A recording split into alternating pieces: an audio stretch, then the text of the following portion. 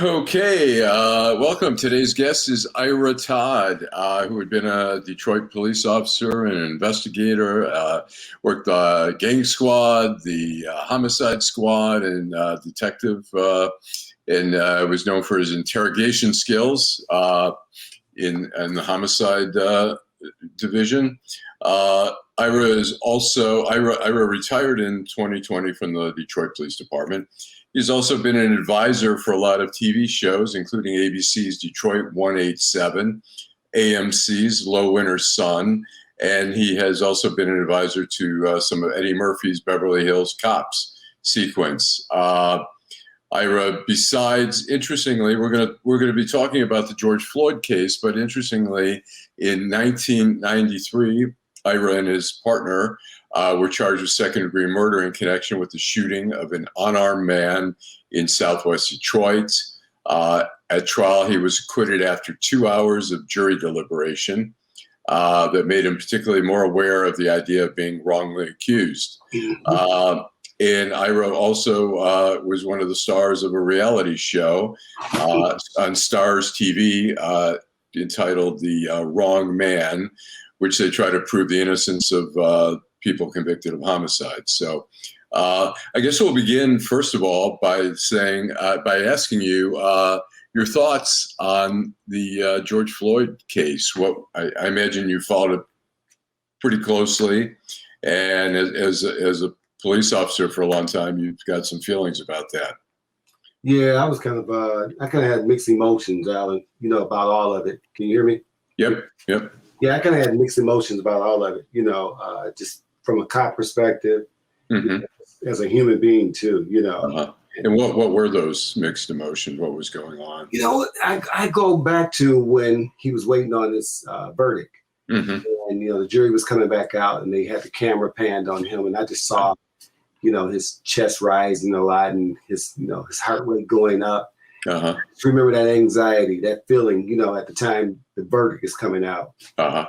And I just recall going back to my incident where it was like at that point, believe it or not, you don't care. You just want it to be over with. You don't care if you're guilty or innocent. You want it to be over with. Uh-huh.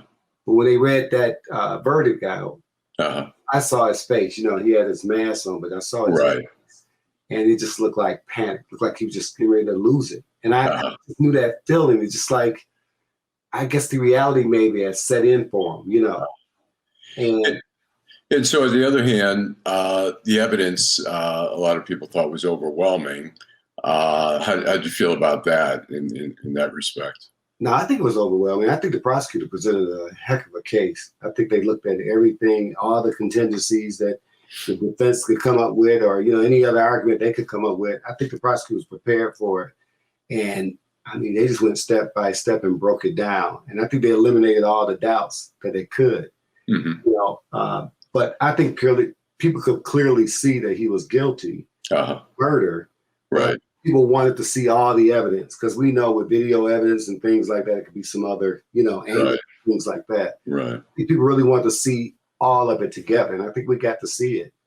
And looking at it, I mean, you're Black, and you were a police officer for a long time. What was there, like, conflict there over what was going on there? Yeah, you think about it, because being Black, and especially when you see like Black men or younger men or something like that, or women being killed, it comes back home, and you think about your family members and things like that. Like Dante Wright, 20-year-old. Right. Yeah, I got younger nephews like that. It's a little, just young and scary and impressionable and everything else. Uh-huh. And it does make you a little afraid about your family members and things like that. But I also think about the officer side of it, that a lot of these officers are afraid too. And when they make a mistake and it's fatal, it's like automatically they know the book is going to be thrown at them. And it could be an honest mistake, which I understand is still horrible because somebody lost their life. Right. But I believe for the most part, a lot of cops out there trying to do a good job. There was a Minnesota police chief who was saying, and he's Black, and he was saying, I get concerned and nervous when I see a police car behind me. Do you have that feeling as well, or do you feel confident I don't, but when I'm in the South, and I even tell you when I was filming the show Wrong Man, and we were in the South sometime, we would get the police called on us sometimes. I would be out of my zone, so to speak. I'd be out of Michigan. So Michigan, I was kind of cool in Michigan because I knew a lot of state police and, so I was pretty familiar with their law enforcement. But when you go out of state, and especially the southern states, I get really nervous traveling through small towns and things like that, And I make sure I don't do some of the things that can get you killed. Right. So tell us your case. Obviously, you had an interesting case. It was 1993, I believe, that you were originally charged. Tell us what happened. Walk us through what was going on in your case and how you were feeling. A man died. So tell us what was going on. Yeah, well, of course I killed a man, and I thought it was in self-defense. I was protecting my partner who I thought was shot, and I thought the next person that was shot. So I shot him. We later found out he was unarmed. And the shot that I heard was actually my partner's shot that went off. But I saw my partner fall after I saw this guy reached. So what happened is once you kill a man, and once I went through that situation, the first thing you try to get your head around, I just killed somebody. I took a human life, so you could deal with all those emotions. And what was the situation that you were in that all this, where you were in Southwest? Yeah, we were in Southwest Detroit, and we were investigating gang activity. We were actually a 3-man crew that night, and we had got some narcotics from a different area. So we had processed the prisoners, and one of our partners went down to take the drugs down to narcotics. So left Rico and I alone to just work there until he finished processing the dope. So we go into Dooley's Coney Island on Verner to go have our lunch. And during the time we were having a lunch, one of the owners tell us, hey, a guy by the name of Angel and Killer just ran in here and they're looking for somebody. They're armed with guns. And you guys take a look because they've been in each and every one of these businesses with a sawed-off shotgun and a handgun looking for somebody. So Rico and I, we finished eating, and what we do, we're waiting on the rest of the crew because we do what we call like a curfew blitz, and we would do a blitz at night and lock up all curfew violators and get a lot of gang members off the streets. And so we decide just to park the van because we're going to do a sweep of the area, and we're going to just take a walk and just kind of observe what's going on. While Rico and I are walking up Verner Street, we walk by a drug transaction.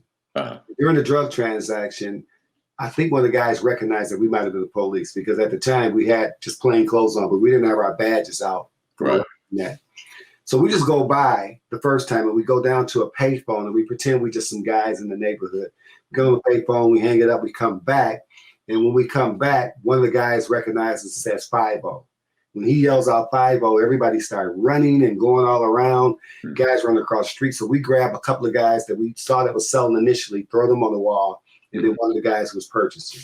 So we pat down the one guy. He has nothing on him. So we get him out of there, get his ID, get him out of there. And we started investigating the 2 guys that was actually engaged in the narcotic activity. And while we're doing that, Jose Eldorado comes out from around the corner and he's coming up the street really fast. Now I'm on the berm area and I'm protecting my partner. I'm guarding him. I'm watching his back. Rico is patting the guys down on the wall. So I alert Rico and said, we got one coming up on you, Rico.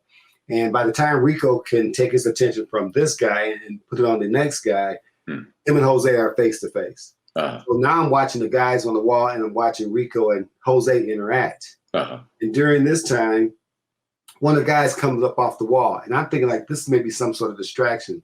So I started reaching for my gun to pull my gun and say, get back on the wall. And I look over here and I hear Rico say, Jose, you got a gun? You got a gun? And by the time I turn, I see Jose reaching. So the guys on the wall move, so I'm turned back and I'm focusing on the guys at the same time. And then by the time I turn back, I hear pow, and I see Rico stumbling backwards. Rico falls. It hits like as if he's hitting the chest, and he's falling backwards in the upward position like he just got hit in the chest. So I step in front of Rico and I fire multiple shots at Jose Eldorado. I see Jose do something like this, grab his head, hit his head. I thought I hit him in the head, but the medical examiner said something, I hit a nerve and his arm went up. But that's what made me stop shooting. I actually thought I hit him because it was at night. The flashes from the guns. People don't realize it's split-second decision. Is you're moving, and you got the flashes, the noise from the guns, everything. So when I finally saw some sort of reaction like I had hit him, he falls forward. He falls on his hands. So I secure him with my gun. I'm watching him while he's laying on the ground, but he's still breathing, but I can't see his hands. So I'm like, Rico, you all right? And Rico's not responding behind me. So I think Rico is dead laying there behind me. So I'm like, Rico, you okay? But I can feel somebody behind me. And nobody's saying anything. So I spin around. And when I spin around, I go center mass because I was ready to shoot. Somebody was standing upward right behind me. I think it was one of the guys who took off that was on the wall. Right. Rushed me because Rico's down and I'm out there by myself. So when I spin around the center mass. And when I look up and hit center mass, I see Rico's face. I almost shot Rico because I thought he was one of the guys. Rico is standing there in a daze. And what happened to him? Later on, he said what happened. He saw the guy reach. He tried to grab the guy with one hand, tried to grab the arm he was reaching with. The guy pushed him off with the other hand. And he said, and he didn't remember this till after fact. He said his gun must have went off. But he said when the guy hit his chest and his gun went off, he actually thought he was hit too. So like it was a female citizen who saw the same thing. She said she saw Jose shoot Rico. She saw the same thing I saw as well. Okay. So Jose was dead. Yes. And then you suddenly realize. So an investigation happens. We call for officer in trouble. We need some assistance. Right. Crowds are gathering. It's crazy out there. A bunch of cars come there.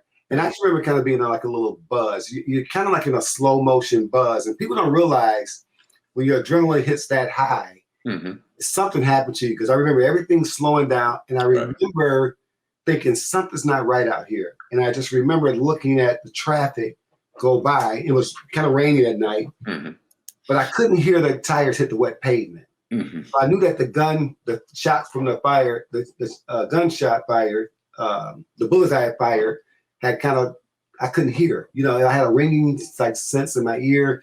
So things just got really, really feel like you see on TV. It's like you kind of just out there for a minute. You're trying to get yourself together. Right.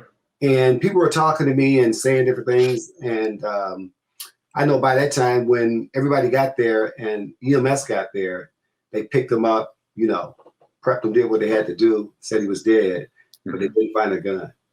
All right. So let's fast forward to the prosecutor's office. Was it Kim Worthy? No, it was John O'Hare at the time. John O'Hare at the time. Okay. I remember John. And so you were charged, and here it is. Here's an office that you are going into all your career and working on cases with prosecutors, and suddenly they're charging you. I even had a prosecutor promise me before they charged, say you have nothing to worry about. That's how close we all were. I used to be a working officer too. I worked in major crime mobile unit. So I knew a lot of these prosecutors. I had a good relationship with them too. But Bob Akazinski was actually a guy I was working, and I was actually on another case with him, another murder case with him. And after we had trial, he said, I know about your case. I don't think you got anything to worry about. A few months later, he was the one that was prosecuted me. Wow. Did you first of all, did you feel betrayed by the office? I did. I felt it was political because Nevers and Butson case had just happened. Right. And they had just, been through their ordeal. So I knew it was kind of political. And I was hearing rumblings that O'Hare was saying, well, you know what? We believe it was justified, just like they believed it was, like the Board of Police Commission believes justified. But because the Latino coalition was protesting, they said it was black against brown. We're going to let the public sort it out. Okay. So the community. So you were dealing not only with the prosecutor's office, but some anger in the community. Oh, absolutely. Who were crying police brutality. And there was a guy by the name of Larry Cantai. I'll never forget his name. Larry Cantai was some guy that was trying to make a name for himself, and he started saying black against brown. Not enough Hispanic guys on the police department. Said we were out there targeting Hispanics and Cubans and stuff like that. It just wasn't true. Okay. So the trial happens. How long was that trial? I think it was about a week. It was about a week. And that's right on my birthday. And how stressful was that, sitting through a murder trial, your own murder trial? It was, the stressful part wasn't the murder trial. The stressful part was sitting at home, suspended without pay, second guessing yourself, trying to hold your family together, trying to make them feel comfortable, dealing with the media and everything. How long was the suspension for? Over a year. No. Oh, a year. So, and what were you doing during that time? I was just hustling and living off savings, Okay. Living off savings and hustling. So the trial finally comes. Is it a relief that it's finally here? It's finally. By that time, I'm telling you, you were like, I don't care either way. I just want it over with. My family was stressing. I was stressing. I wasn't sleeping. I was still dealing with, I killed a man. I took somebody's life. I was second guessing my decision. Everybody else was second guessing my decision, Rico's decision. Right. It was hard. It was extremely hard. And so the trial goes, and then the deliberations, and there was a very short deliberation. How long was it? Just the trial wasn't hard because it was fascinating to me. Because what happened? You had Steve Fisher and Cornelius Pitts, and they were two of the best lawyers in Detroit. Right, absolutely. And so, they broke it down in a way where, when I watched it, you could just see it unfolding. Mm-hmm. And you could tell what Fisher and were doing. They were proving points. They even had one of the witnesses get on the stand, claimed I execute the guy I shot him while he was on the ground. I even have a video of that where he's shooting, court. It was on court TV. Shooting several times on the ground. And Fisher said, well, how do you know he emptied his gun on the ground? Mm-hmm. And this guy said, because I could hear the empty hammer hitting on the empty cylinders. I had a Glock. That's not happening. If you empty out, it locks back, opens up. Right.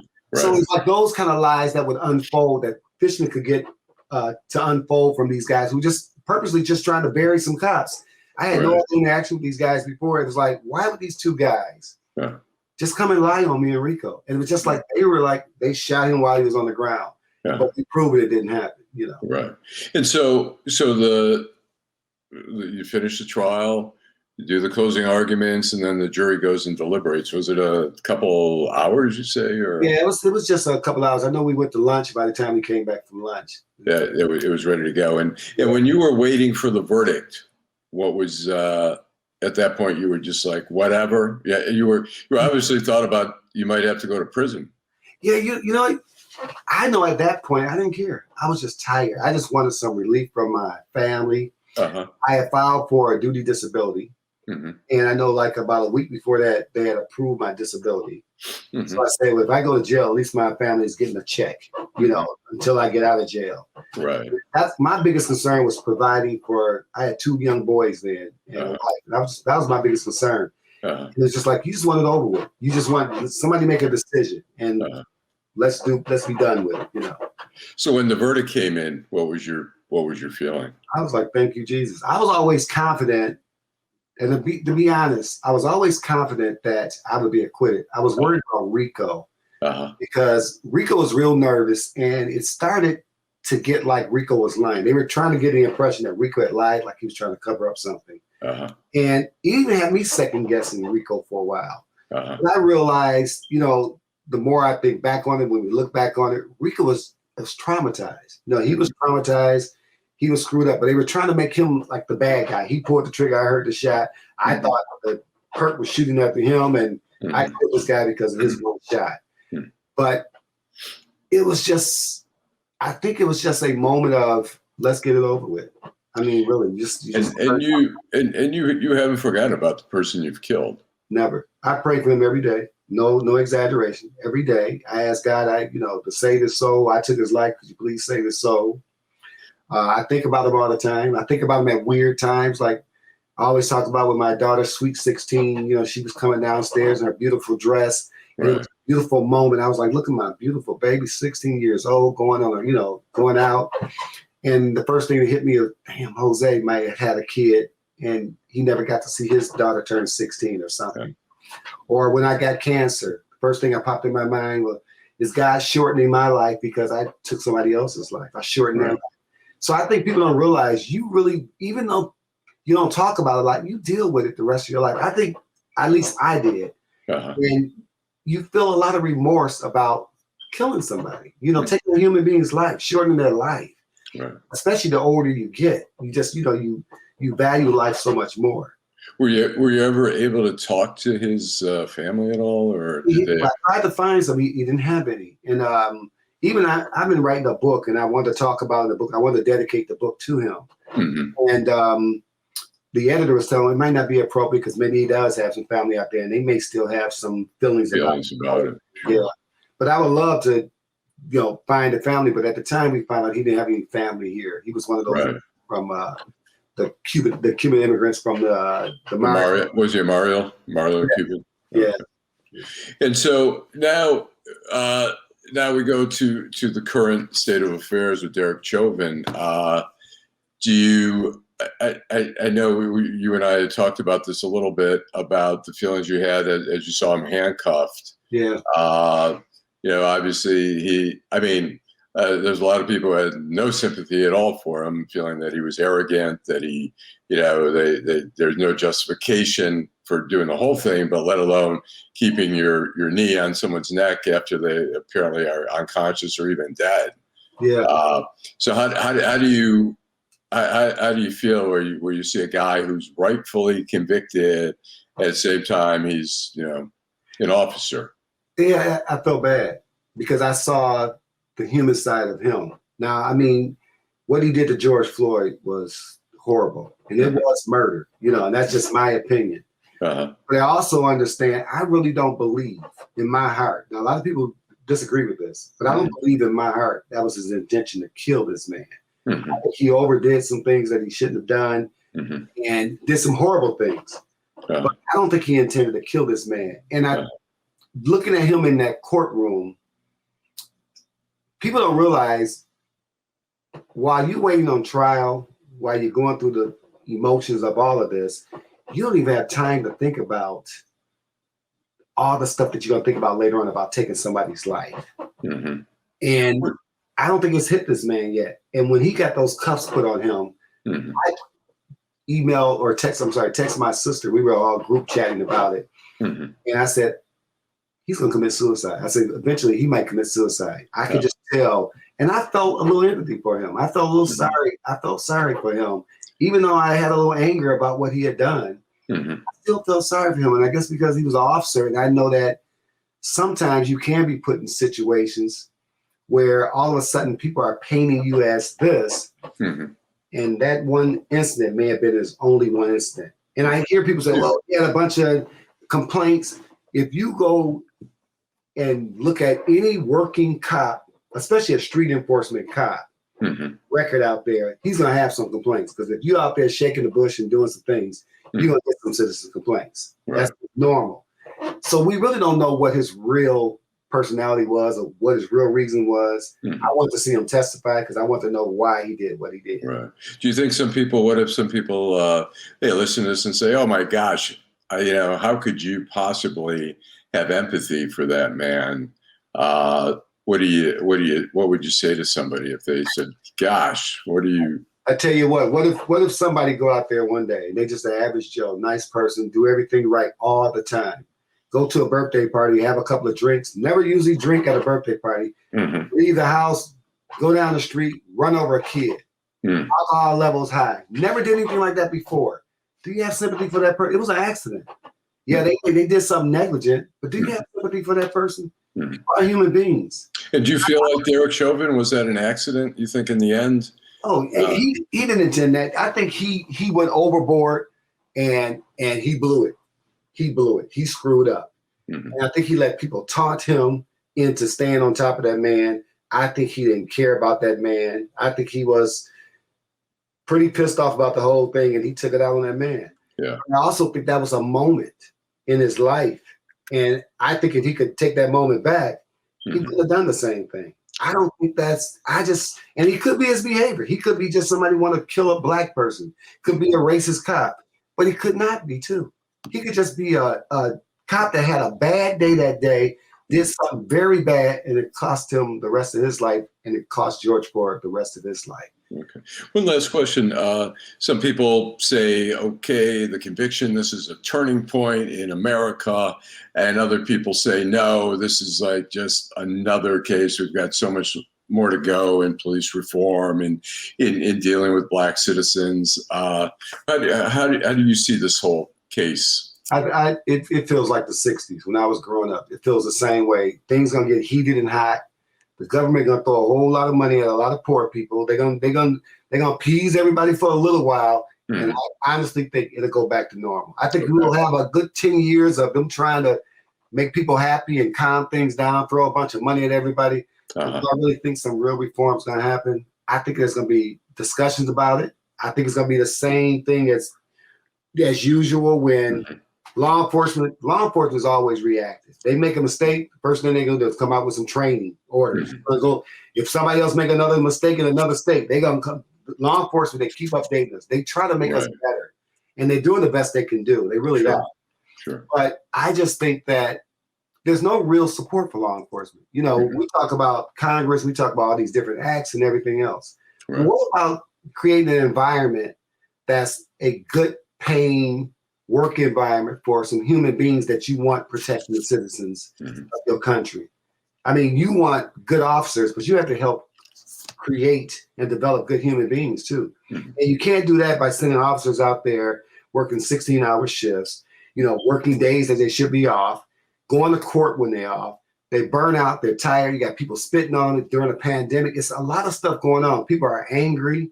People are full of hate right now. There's a lot of rage out there. And think about this. Officers are human beings. They got to go home and deal with all this hate and anger from the outside world too. I have relatives tell me I hate cops. How did it make me feel? You know, I was a cop 35 years. I really believed in what I did. I tried to help people. I killed a man, but I sure didn't want to kill a man. You know, and I regret I killed a man every single day, you know? So it's like, they got to look at the human side. And it's like, me and you were talking before, it's like, I saw this guy kill a kid and I got a confession from him. He confessed to some other murders. And he told me during that confession, he said, I'm not going to jail. He said, Todd, I'm not going to jail. I said, you going to jail. You know, I said, you got to face that. He said, I'm not going to jail. The next day we get a phone call into our base. The street name was City. And they said City had killed himself. And somebody announced it in our task force and a few people cheered. And I thought like, yeah, this guy was a horrible guy. He did kill a kid. But after sitting across that table with him, he had a horrible life. He was abused. He had a messed up childhood that made him into a messed up adult. But he had remorse. And how couldn't we cheer this guy hanging himself? Because I read the letter he wrote to his mother. He got somebody that loved him, his mother, you know, somebody loved him. And it's like, how do you cheer on somebody's pain? You know, so I don't get that part of it. I really don't. Right. Interesting. Crazy world. Yeah. Well, Ira, thanks a lot. I really appreciate you taking the time out. Yeah. Thanks for joining Deadline TV. Thanks a lot, Ira. My pleasure. Thanks a lot. Thanks.